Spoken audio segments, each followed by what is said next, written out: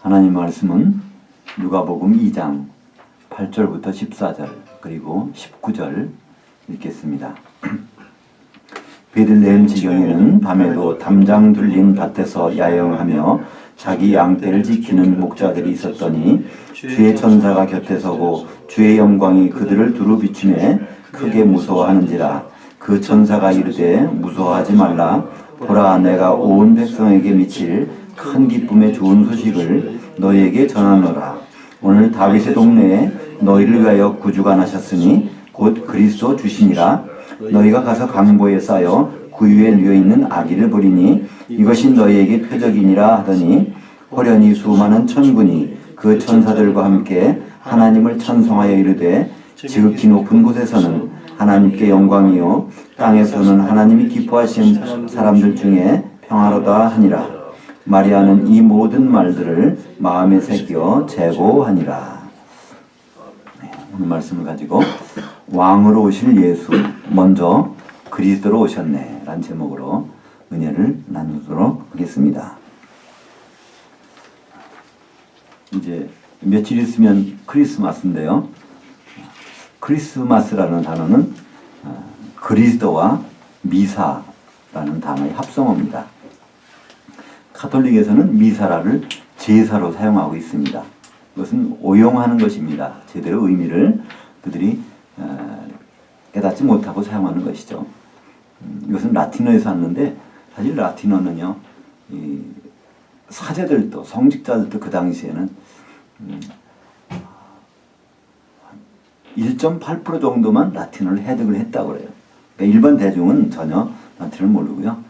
사제들이 1.8% 정도가 라틴어를 알았기 때문에 사실은 거의 몰랐다고 볼 수 있죠. 그래서 이 라틴어 중에서 이테, 미사, 에스트라는 말이 이제 있다고 합니다. 이테, 미사, 에스트. 이건 영어로 하면 go, it is sent. 그러니까 가라, 이제 다 끝났다. 이렇게 이제 그런 관용어가 있는데 거기에 미사라는 말이 있어서 이제 예배 끝났으니까 돌아가시오.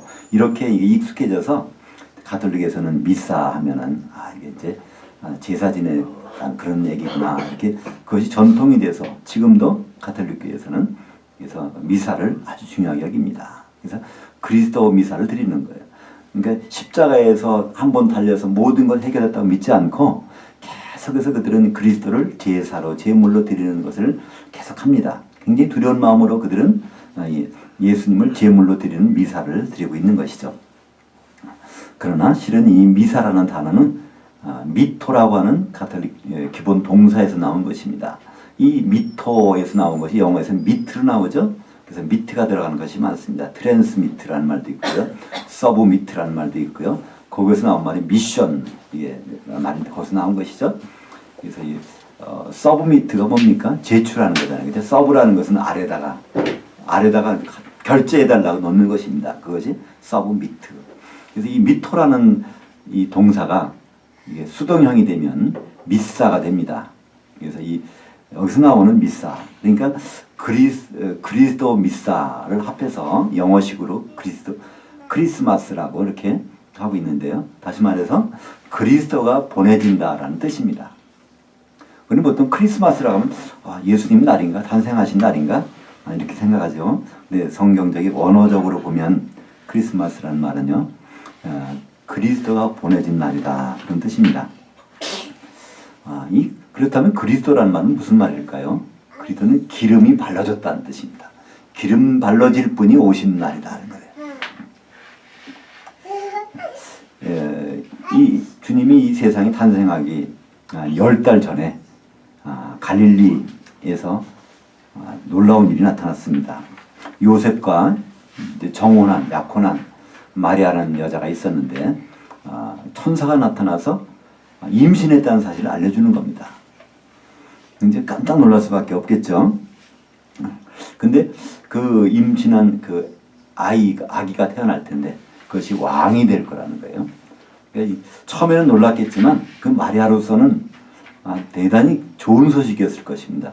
우리는 그냥 임신한다는 것은 요즘에는 굉장히 귀하게 생각하지만 그전에는 별거 아니라고 생각합니다. 근데 유대인들에게는, 특별히 유대인 여자들에게는요, 임신하는 것은 굉장히 귀한 일이고, 그걸 못하면 하나님께 저주받은 것으로 생각했습니다. 혹시나 자기 뱃속에서 메시아가 올지 모르는데 그 길이 자기 때문에 막힌다 하면 그 가문을 불명예스럽게 하는 거기 때문에 그걸 굉장히 귀하게 여긴 것이죠. 이 마리아는 이 뱃속에 바로 그 왕이 오신다고, 메시아가 오신다고 그걸 들었으니까 얼마나 기뻤겠어요. 근데 이게 그 기쁨도 그 순간이었고요. 마리아로서는요, 이 10달 동안 이제 임신한 상태에서 좀 뭐가 바뀌어지는 게 없단 말이에요. 살림이 좀 나아지나 그렇지 않은 거예요. 아주 궁색해고 옹색해지고 아주 막 힘들 정도로 그렇게 돼버린 거예요. 기대가 왕이 태어난다면 자기는 뭐 태호마마가 되는 것인데, 그러면 뭐가 좀 주위 환경이 바뀌어야 될 거 아닙니까? 근데 결국 이제 베들레헴에 호적하러 갈 때까지 그 상황을 보면요, 얼마나 그 상황이 잘못되고 있는지, 참 그 밑으로 떨어지고 있는지를 알 수 있습니다. 어떻게 하면 아기를 낳는데요, 거기 덮어줄 곳이 없어서 누더기, 이 강포라는 건 누더기인데요, 천을 엮어가지고 그걸 덮어줄 정도입니까? 보통 사람들은 얘기를 하죠. 그때는 사람들이 많이 몰려서 예약을 못했기 때문에, 그래서 그 짐승의 우리에서 태어나가셨다. 근데 예약을 못한 게 아니라 지금도 돈만 많이 주면요 좋은 자리 갈 수 있어요. 근데 그렇게 밑으로 나락으로 떨어졌단 말입니다. 이제 오늘 본문은요, 유일한 이 성탄 메시지입니다. 예수님 오셨을 때 하나님께로 하늘로부터 내려온 유일한 메시지예요. 지금 크리스마스가 되면요, 각 교회에서, 성당에서 성탄 메시지가 울려 퍼집니다. 근데 정작 주님 오셨을 때 그 메시지는요, 딱 한 군데, 누가복음 오늘 우리가 읽은 여기밖에 없습니다. 그것도 천사들이 나타나서 모든 사람한테 한 것이 아니에요. 목자들에게, 베들레헴의 목자들에게만 그 메시지를 전하고 그 천사는 바로 올라가 버립니다. 근데 이 목자들이 보니까 또 특별한 목자인 것을 오늘 이제 본문을 보면서 다시 한번 생각해 볼 수 있을 것입니다. 이 목자들이 결국은 마리아를 찾아갔죠. 찾아가서 그 소식을 다 전합니다. 그랬더니 오늘 그 마리아가 19절에 보니까 마리아는 이 모든 말들을 마음에 새겨, 제가 번역을 재고하니라 이렇게 번역을 했어요. 재고라고. 그 말은 헬라어로 쉰발로라고 하는데요, 이거는 여러 가지를 결합한다는 뜻입니다. 여러 가지 생각을 결합해 본다는 거예요. 지금 마리아로서는요, 처음에 자기가 왕을 잉태했다고 들었는데 지금 보니까 이런 상황이란 말이에요. 근데 그 베들레헴에서 목자가 전해주는 얘기는 그리스도가 태어났다는 거예요. 왕이 아니라 그리스도가. 이 그리스도라는 것은요, 이 제물이라는 뜻입니다. 기름 발라서 이제 죽이는, 피우게 흘리게 하는 그 제물이라는 뜻으로 여기서는 사용되고 있어요. 물론 이 그리스도라는 단어는요, 기름 바를 때 세 종류의 사람들에게 기름 바릅니다. 왕이나 선지자나 제사장한테 발리게 되죠. 근데 예수님에 대해서 그리스도라고 사용되는 것은 제물 되실 그리스도, 제물을 스스로 들고 가실 그리스도, 그런 의미로 사용이 된다는 것이죠. 오늘 여기 된 단서가 있습니다. 그것이 바로 누가복음 2장 8절입니다. 거기 베들레헴 지경에는, 우리말 성경에는 그 지경에는 이렇게만 돼 있어요. 그 지역에는. 근데 그 원래 원문에 보면요, 그녀의 지경에는 이렇게 돼 있습니다. 그녀가 뭘까? 그 앞에 문장을 받은 것입니다. 이 베들레헴이 여성형이거든요. 그러니까 베들레헴의 한쪽 지역에는 특수한 목장이 있다는 거예요. 담장이 둘러지고 있고 그 안에서 양을 기르는 목장이 있다는 것입니다. 그것을 아그라 아울레어에서 이건 이제 담장이 쳐져진 그런, 우리 보면 이제 요새 백화점에도 뭐가 있죠? 아울렛에 가면 뭐 물건들을 그냥 한꺼번에 모아놓고서 대충 천장은 없는데 울타리만 쳐놓고서 뭐 파는 데가 있어요. 그걸 물론 아울렛이라고 그러는데 거기 어원이 비슷한 말입니다. 그러니까 이제 일반적으로 양을 칠 때는 들판에 가서 풀을 먹입니다. 그러니까 거기에는요, 물타리가 필요 없어요. 망대도 필요 없고요. 근데 이곳은 특별히 베들레헴은 망대도 있는 곳이에요. 창세기 3장 35장에 보면 그 야곱이 이제 자기 아버지 집으로 가면서 그 베들레헴을 지나서 에델 망대를 지났다라는 말이 있어요. 에델 망대라는 것은요, 에델은 바로 양떼란 뜻입니다. 양떼를 지키는 망대가 있는 거예요. 일반적으로 목동들은요, 망대도 없고 울타리도 없어요. 여기저기 옮겨 방목하니까, 그죠? 다니니까. 근데 특별히 베들레헴에는 그런 곳이 있다는 겁니다. 그것은 다름 아닌 거기서 양을 특별히 길러가지고 그것을 예루살렘의 성전에다가 보내는 양이라는 거예요. 그것을 맡은 목동들입니다. 특별한 목동들이에요. 그들은 항상 이거를 길러서 이것이 가서 피를 흘려서 제물이 될 거지, 이걸 계속 허든 사람들한테 나타난 거예요. 하나님 왜 그러셨을까요? 도저히 다른 사람이 아니고서는 이해가 안 되는 겁니다. 그래서 그들에게만 성탄 메시지가 전해진 것입니다. 그 소식을 듣고 사람들은 놀랐죠. 근데 마리아는요, 거기서 그것을 쉰발로 이것을 연결해서 본다는 거예요. 왕이라고 그러는데 그리스도가 되다니. 그러니까 물론 이제 그리스도라고 하면 왕과 제사장과 선지자라도 이렇게 하지만요, 그리스도는 다윗의 혈통으로, 메시아가 다윗의 혈통으로 온다고 했기 때문에 사람들은요, 제사장이나 제물이 되리라고 생각을 못했어요. 예수님 다윗의 혈통인데, 그러니까 제사장이라는 것은요, 제물이 되려면요, 레위 지파로 와야 됩니다. 그 사실은 사도행전 2장 20절에 보면요, 다윗은 선지자라 그래요. 다윗은 원래 선지자였다는 거예요. 근데 왕이 됐다는 것입니다. 그러니까 앞으로 올 메시아도 완전히 처음에는 선지자였다가 왕으로 될 것이다. 이분이 바로 예수님이 그런 분 아닌가. 그래서 꿈에도 예수님은 바로 제물될 그리스도라고 생각을 못한 거예요. 그러니까 하나님은 성탄 메시지를 유일하게 베들레헴에서 성전에 바쳐질 양을 치는 그들에게 나타나서 진짜 성전에 들어갈 죽임을 당할 양인 바로 지금 베들레헴의 구유에서 태어났다는 것을 알려주시는 것입니다. 그러면서 거기에 대해서 거기 누더기로 덮여 있고 그 다음에 짐승의 밥통에서 태어날 것이다. 이게 바로 표적이라는 거예요. 사인이라는 것입니다. 왕이라면 어디서 태어납니까? 왕궁에서, 궁궐에서 태어날 거예요. 그러나 바로 제물이라면요, 짐승의 밥통에서 태어난다는 것입니다. 다시 말해서 우리 사람들은 하나님 보시기에 짐승 같다는 거예요. 우리 밥으로 바로 예수님이 보내진 것입니다. 그래서 성경에는 큰 흐름이 있어요. 일반적으로는 왕이 나셨다고 합니다. 그래서 크리스마스 때가 되면 찬송가 캐롤송 중에서 왕이 나셨도다 많이 해요. 우리도 지금 불렀던 것도요, 이스라엘 왕이 나셨도다 이렇게 부르고 있습니다. 그러나 이스라엘 왕은 맞긴 맞아요. 그러나 이 세상에서는 왕이 아니십니다. 그분은, 예수님은요, 계속해서 말씀하시고 나는 이 세상 왕이 아니다. 이 세상 왕이 아니다. 처음부터 성탄 메시지도요, 그리스도라는 것입니다. 그리스도가 태어났다. 기름이 발라진다는 뜻입니다. 정말 예수님은요, 기름이 발라지는 분입니다. 언제 발라졌습니까? 마지막으로 6월절 엿새 전에 예수님은 베다니에 들어가시죠. 그때 그날 저녁은 이제 닷새 전입니다. 그날 정말 기름이 발려져요. 베다니에 마리아가 옥합을 가지고 와서 거기에 있는 향유를 예수님한테 다 바릅니다. 이렇게. 그거를 헬라 말로 하면 크리스토스입니다. 이게 그리스도가, 그때 비로소 그리스도가 되신 날이에요. 진짜.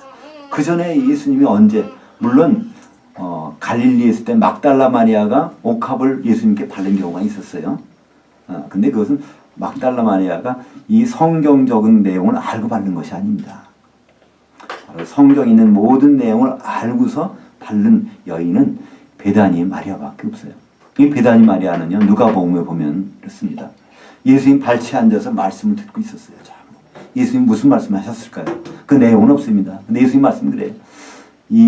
얘는 가장 좋은 일을 선택했으니 빼앗기지 아니하리라 했습니다. 그 마리아는 예수님한테 그 말씀을 들었을 것 같아요. 내가 정말 그리스도로 왔는데 나는 6월절 양으로 나는 이제 십자가에 달릴 거야. 그 6월절에 맞춰서 딱 엿새 전에 베다니에 오시고 그날 저녁에 닷새 전에 무슨 일이 있어야 됩니까? 유월절 양을 잡는 방법은요, 정해져 있습니다. 아무렇게 잡는 것이 아닙니다. 출애굽기 12장에 보면 바로 유월절 되기 닷새 전에 유대인 달력으로는 유대인은 음력을 씁니다. 그러니까 1월 14일 저녁에 양을 잡는데 1월 10일 날 그러니까 닷새 전에 양을 선택을 해야 돼요. 그 선택을 해서 자기 집에다 갖다 놓고 식구들이 봅니다. 자기 가족처럼 지내는 거예요. 4일 동안. 그래서 흠이 있는지 없는지를 살펴봅니다. 흠이 있게 되면 그건 아무 효력이 없어요. 약을 먹어도 아무 효력이 없는 것처럼 그것은 하나님께 효력이 없습니다. 흠이 없는 것을 드려야 그 양에다가 안수를 해가지고 모든 걸 우리 죄를 전가시켜서 잡는 거예요. 바로 예수님은 유월절 양이시기 때문에 닷새 전에 반드시 선택이 돼야 됩니다. 기름이 부어져야 되는 거예요. 그 기름을 마리아가 그것도 향기름으로, 그걸 우리는 향유라고 그러니까 이게 뭐 향료인가 보다. 향유입니다. 향기름을 쭉 바르는 거예요. 그때 비로소 그리스도가 되신 것입니다. 성탄 메시지에서 바로 그리스도가 나셨다고 했지만 그 많은 사람들 찬양을 합니다. 근데 33년 반이 되도록 다 그걸 깨닫지 못해요. 유일하게 베다니 마리아는 정말 크리스마스를 행사하는 것입니다. 보내진 그리스도를 드러내는 것입니다. 그분은 이제 4일 동안 점검을 받으세요. 예루살렘에, 낮에는 예루살렘에 가서 저녁에는 다시 베다니에 들어오시면서 계속 대제사장, 율법을 담당한 사람들이 대제사장, 서기관들, 바리새인들 그들에게 계속 점검했는데 흠이 전혀 안 나타났죠. 그분이 십자가에 유월절 양으로 달리십니다. 바로 이 사건 때문에 우리는 지금 그걸 믿는 자마다 구원을 받는 것이죠. 예수님은 마태복음 26장 13절에 무슨 말씀하십니까? 이 여자가 한 일은 온 천하에 복음이 전파되는 곳에는 반드시 말해지고 이 여자가 기억되어야 하리라는 것입니다. 그 여자가 중요한 사람에서 기억될까요? 아닙니다. 그 여자가 한 일이 기록되어야 된다는 거예요. 그 여자는 무슨 일을 하시죠? 기름을 발랐습니다. 헬라어로 기름 바르다는 단어는요, 크리오라고 합니다. 크리오. 이것의 과거 분사형이 바로 크리스토스입니다. 크리스토스를 행사한 일이 사람 누굽니까? 바로 이 베다니 마리아. 그래서 베다니 마리아는 예수님이 그리스도라는 것을 직접 기름 발라서 드러낸 사람이기 때문에 온 천하에 복음이 전파되는 곳에는 정말 예수님이 기름 발라지기로 보내졌다는 것이 다 전해진다는 것입니다. 그것이 복음의 내용이 바로 크리스마스입니다. 우리는 크리스마스를 너무나 다른 방식으로 사용하고 있어요. 가톨릭에서는 바로 예수님을 지금도 매일매일 제물 삼아서 제사드리는 거, 십자가 사건을 그렇게 중요하게 생각 안 해요. 매일매일 그걸 제사드리는 걸 중요하게 생각합니다. 개신교에서는요, 이 크리스마스, 그건 가톨릭에서 잘못 사용하고 있으니까 우리는 크리스마스를 그건 지켜서도 안 된다, 잘못됐다. 그렇다면 성경에 들어가서 이것을 바라보고 가는 것도 아니라 그냥 없애버립니다. 이 세상에서 그냥 복받고 살아야지 이렇게만 생각합니다. 다시 한번 이 크리스마스가 돌아오면서 우리는 성경에 돌아갈 필요가 있습니다. 예수님이 왜 그 말씀하셨는지, 온 천하에 복음이 전해지는 곳에는 이 여자가 한 일을 반드시 말해줘서 기억나도록 해야 되겠다 하는 것입니다.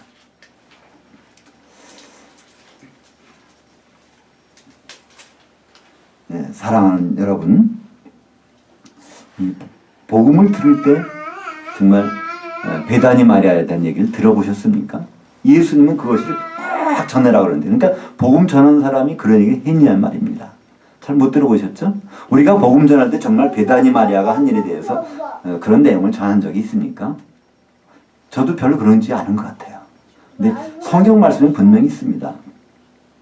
마태복음 26장 13절에 주보에 있는 거 한번 읽어볼까요? 내가 진실로 너에게 이르노니 온 천하에 어디서든지 이 복음이 전파되는 곳에서는 이 여자가 행한 일도 말하여 그를 기억하리라 하시니라. 그 여자가 행한 일, 크리스마스입니다. 기름 발려로 보내진 분을 실제적으로 기름 바른 일이에요. 근데 그 일들이 왜 있었을까요? 오늘 이제 성탄 메시지 내용을 보면요, 14절에 지극히 높은 곳에서는 하나님께 영광이요 땅에서는 하나님 기뻐하시는 사람들 중에 평화로다 이것이 크리스마스 메시지인데요. 주님이 제물로 오신 것이 이게 하나님께 영광이라는 거예요. 우리는 영광을 어떻게 생각하십니까? 영광이라는 단어는요, 이거는 표현된다는 단어입니다. 드러난다는 단어예요. 하나님의 계획이 드러났다는 거예요. 하나님 도대체 무슨 계획이 있길래 예수님이 제물로 온 것이 드러났다는 것입니까? 이것이 창세기 3장 22절 보겠습니다. 여호와 하나님이 이르시되 보라 이 사람이 선악을 아는 일에 우리 중 하나같이 되었으니, 아담과 하와가 범죄한 다음에 이 말씀하십니다. 선악을 아는 일에 우리 중 하나가 있다는 거예요. 성부, 성자, 성령 중에 선악을 아는 분이 계시다는 겁니다. 이때 알다는 단어는요, 히브리 말로 야다라고 합니다. 이것은 경험한다는, 몸으로 경험한다는 단어예요. 지식적인, 도덕적인 선악을 얘기하는 것이 아니라 바로 생명과 삶과 죽음을, 죽었다가 부활할 걸 몸으로 경험할 분이 성부, 성자, 성령 중에서 있는데 그분이 바로 예수 그리스도시라는 거예요.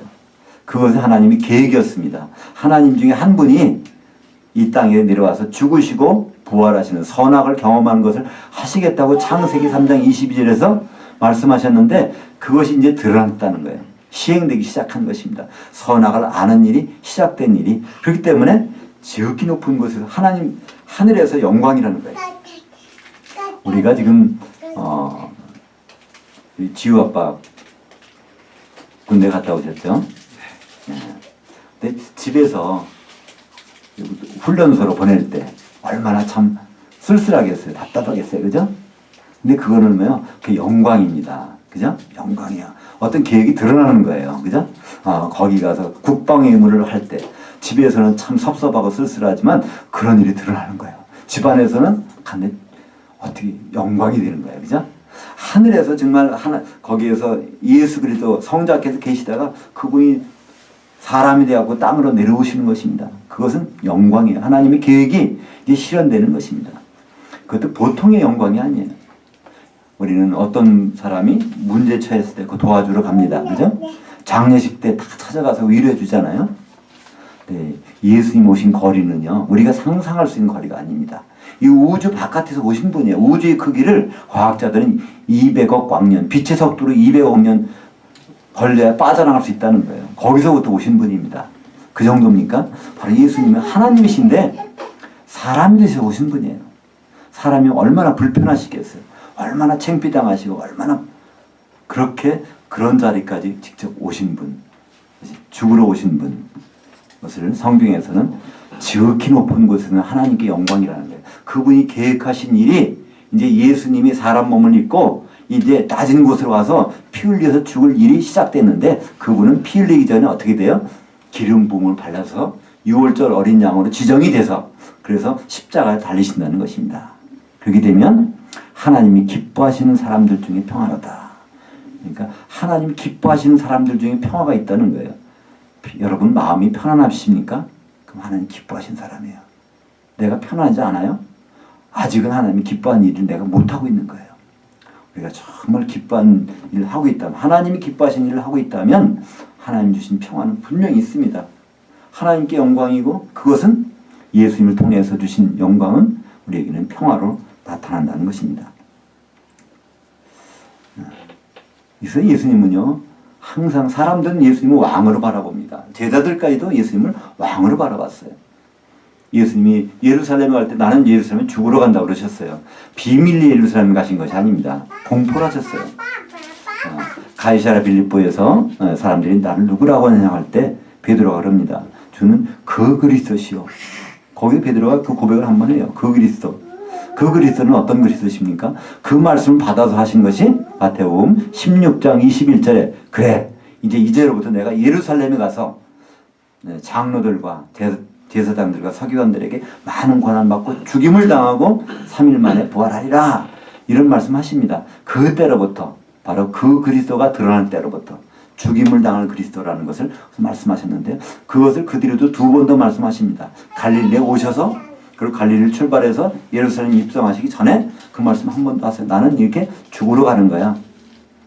그 와중에 예수님의 그 이모 살로메라는 여자가 부탁을 합니다.